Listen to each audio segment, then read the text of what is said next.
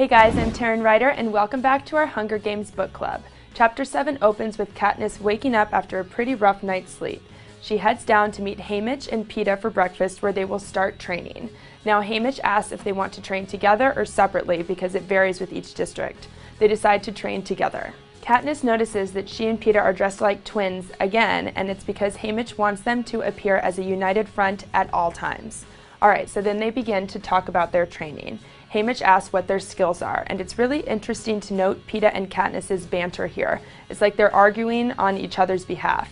Peeta keeps talking Katniss up and talks about her skill with a bow and arrow, and Katniss keeps talking Peeta up, saying how strong he is and how he would kill in hand-to-hand combat. Alright, so after some bickering, they head down to the training rooms, and this is where Katniss and Peeta will meet the other tributes for the first time.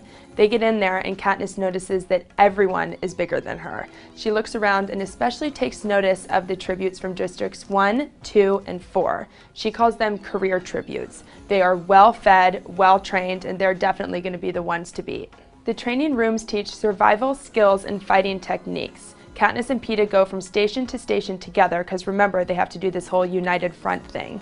And Katniss still isn't sure if she can trust him. She thinks everything out of his mouth is a lie or just part of his ultimate strategy to kill her.